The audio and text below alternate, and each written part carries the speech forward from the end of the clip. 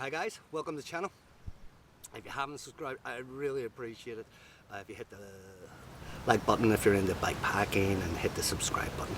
What I've noticed is like returning viewers forget to subscribe, but they keep watching the videos but don't subscribe. So if you're one of those people, look at your YouTube thing, and if it says subscribe, it means you haven't subscribed. So hit that, makes my life a lot easier. You know, actually gives me some encouragement to get out and make videos. My channel originally started about just backpacking gearless. I posted one of my videos, my very first video when I was in Sri Lanka, maybe 8 years ago. And I posted that video and opened the YouTube channel, YouTube/bikepacking, blah blah blah. It wasn't really popular at the time, so you could easily get the domain names. So I posted the video. And that was it, just left it. Never logged in again. I think about 2 years later I logged back in, thinking about doing another video or something, and seen there were 80,000 views. Not bad. But I think it got those views because people are into gearless. So this video is about the evolution of my gear over the last 7-8 years. I started off bikepacking. I didn't go cycle touring and move into bikepacking. You see a lot of people now are moving from cycle touring into bikepacking, or even doing hybrids where they basically the frame bag, front roll bag, couple fork bags, and then panniers. You know, bikepacking hybrids. I got to stay focused on what this is about because I get so distracted. I've wasted free batteries on some other videos I was trying to make. Just get sidetracked. So this is about the evolution of my gear. And as I said, the channel was all about just bikepacking gearless. Because I'm a gear junkie. I'm a real gear junkie. I research everything. So ultralight was important to me. It was ultralight and compact. That's what I was looking for. And I got my bike and all the gear down to 14.5 kilos. Everything. The bike, full carbon wheels, tubeless, carbon forks, I mean, ultralight as possible as I could be. Even like, I mean, my setup, Cuban fiber, like this tarp above me is by CPAX, and it weighs 9 ounces. I mean, it's a 4-door, tarp. So, and my down jacket, I've mentioned before, is like the world's lightest jacket at 4.5 ounces. So it was like the hike through. I watched a lot of the hike through guys. That's where I learned a lot of stuff from, the titanium cups and stuff like that there. But what I have evolved to, if I published my video on just my weekend setup, it's definitely a lot heavier than my full touring setup, you know. What I've evolved to is basically weight doesn't matter anymore. It's nice, it's really definitely nice going up a hill and you're pretty light. Weight is just not an issue. What is an issue is I want gear that's durable. That's more important to me, and a lot of my bikepacking friends that got into bikepacking years ago as well, we've all kind of switched into, oh well, why bring a 1-person tent, you know? Oh yeah, it's ultralight. Well, I'd rather have a 2-person tent because I'm going to be stuck in my tent from 6 o'clock until 6 in the morning, 7 in the morning. I want some space, so I don't mind a little bit. And yeah, it's great, it's ultralight, but how durable is it?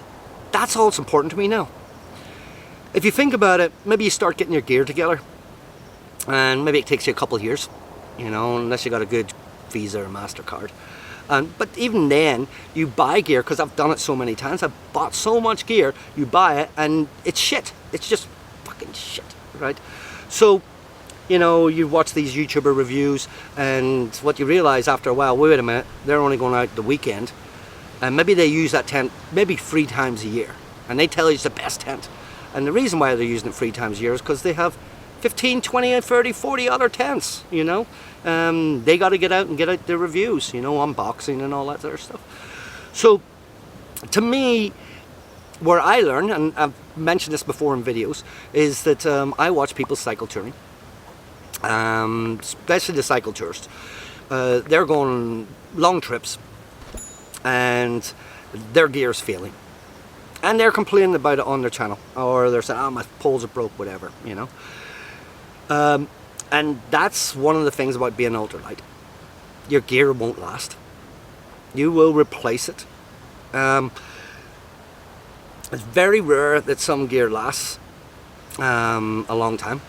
So for me and a few other friends we've all been talking about, bikepackers, is that durability. You know, we don't even ask the question like, what's the weight of it now? We don't even ask. Just to ask all this. Oh, how light is it? Blah blah blah. Oh, this titanium. This blah blah blah. Don't care. I'm interested in my gear lasting. And a perfect example is, I got a tent years ago from a Warm Showers guest. He was cycle touring with his girlfriend, and he also actually bought my carbon bike in Australia. Or his wife, he was cycling with his wife, got a divorce middle of the trip, so he didn't need a 3-person tent. He needed 1 or 2-person tent.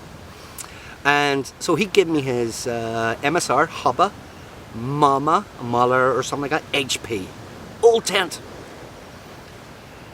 It must be 10 years old, because when I went to look to see if you could still buy them, and it's heavy, 3-4 kilos, blah blah blah, but I tell you, it is a tough son of a bitch of a tent.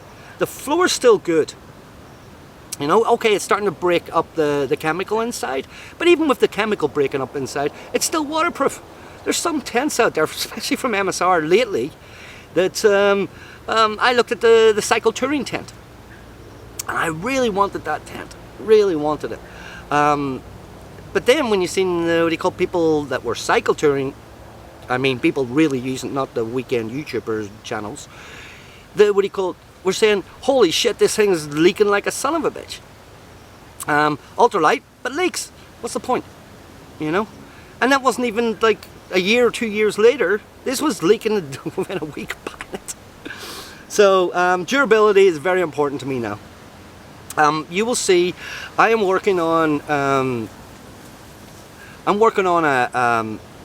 Nomad setup, and it's gonna be 4 seasons. I'm going to carry minimum of 10 litres of water. I am going to be able to carry 25 days of food, 25 days of fuel, and all my camera gear, solar panels and stuff to charge it, using the pedal cell as well to charge all my electronics, complete set of toolkits that's I can fix anything on my bike in the middle of the road, you know, in the middle of nowhere. I can go down to minus 18, maybe minus 30 Celsius with the setup. It is an unbelievable setup, and this is what I'm evolving to. What interests me now is being completely self-sufficient while bikepacking, where I don't need to go to towns and resupply, where I can just resupply one time. I'm gone for 25 days. I'm not worrying about my electronics. I'm not worrying about anything else. That's my goal. And durability when it comes to the tent is, if I have to take a 4 or 5 kilo tent with me that handles 4 seasons and is built like a tank, I'll do that. I'll do that. That is more important than being ultralight and the gear failing after a couple of years or having to replace it. Don't forget, when you go really ultralight, you're paying. I mean, my down jacket, Montbell, ultralight, 4.9 ounces or 4.5 ounces or something like that, world's lightest jacket, was like $400. And by the time I paid customs and shit, it was like 500. And the same with the tires, like North Face tires, they're really ultralight, but you got to replace them every couple of thousand miles. And these new Maxim tires, which I wasn't really keen about getting, they've lost 7,000 and they're still okay. So that's just the evolution of my gear. I'm going more durable, and I don't mind about being heavy. So this is just a short video, I hope. I'm gonna camp here tonight. Found this little spot, and I'm gonna be coming here a lot. It's right on the ocean. It's let me show you guys. It's right on the ocean in Vietnam.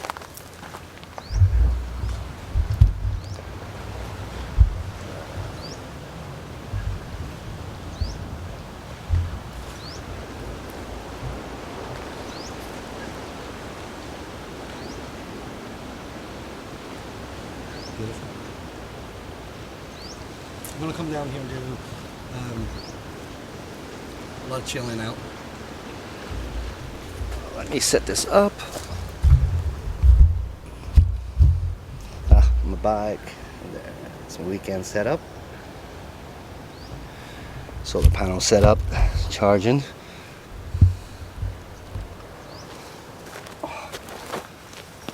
I'm just out testing Sparrow hammock. It's custom made. I've been wanting this for a long time, 5 years maybe. I've been wanting this, just never got around to it. Started switching to tent for a while, but I always go back to the hammock. Just love it. Just not practical in the sense for long-term cycle touring or bikepacking, but I always still take a hammock with me. I always still take my hammock. I always carry 2 shelters. The reason why is because if I'd found this place where I'm hanging now, and just to put the tent, and I only had the tent, and I went to put the tent up, I'd be saying, oh, I wish I brought my hammock. So I don't mind. So that's like, what am I carrying my weight for this? Truth is, I don't know the weight of the hammock, because it's custom. They start off with a weight, I think 16 ounces. My underquilt's 11, my top quilt's 11, so there's 22 plus 16. We're talking, what, 28? Is that right? No, it can't be. 38? Yeah, something like 38 ounces, and then the tarp 9 ounces plus another. I don't know. All right, somebody else do the math. On my 4th beer, so I can't really think about it. But thank you for tuning in, and as I say, at the end of the day, I think durability is much better. Much better. Some people are definitely going to disagree, that they rather just be as ultralight as possible and replace the gear every couple of years. For me now, and a lot of my bikepacking friends, we're just interested in durability. That's stuff that will last. That's more important. And generally, the heavier quality material is a lot cheaper, you know. So if you went like a ultralight Cuban fiber tent, you pay 600. You go for like a MSR, whatever, thicker base, what, hubba, like the cheaper one. There's another one's cheaper than that. It's like 300 or something. So half the price, and it's definitely, the floor is much more thicker because it's heavier. All right, so I'm gonna hang out, guys. Enjoy. Subscribe, chill out. And if you want to buy me a beer, I'd really appreciate it. There's a PayPal link. Buy me a beer. Cheers.